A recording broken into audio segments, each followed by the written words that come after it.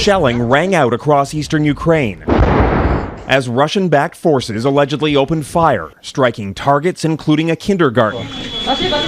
The children had been whisked away just moments before. The U.S. now believes there's little doubt a full-scale Russian attack is coming. Nearly half of Russia's amassed forces are within 50 kilometers of Ukraine's border. My sense this will happen in the next several days. Yet U.S. President Joe Biden said he had no plans to call Russia's Vladimir Putin. And in a worrying sign, Russia expelled the deputy U.S. ambassador from Moscow after delivering written demands that the U.S. claw back NATO or face so-called military technical measures. We don't know what will happen, but what we do know is that Russia has amassed the biggest force we have seen in Europe for decades. Russia's claim to have moved troops away from Ukraine is false, according to NATO.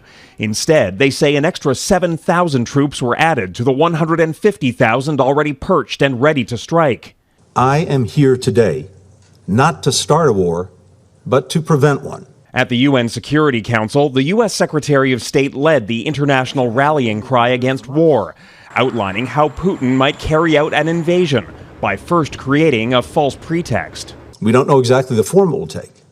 It could be a fabricated so-called terrorist bombing inside Russia, the invented discovery of a mass grave, a staged drone strike against civilians, or a fake, even a real, attack using chemical weapons.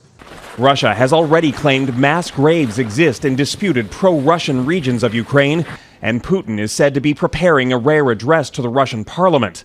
The U.S. says it believes any Russian action would target specific groups and key sites within Ukraine, including the capital, Kyiv. All the while, Ukraine soldiers on. President Volodymyr Zelensky toured the front lines for a second straight day, walking a fine line, staring down the Russian threat while trying not to get dragged into a bloody conflict. Jackson Proskow, Global News, Washington.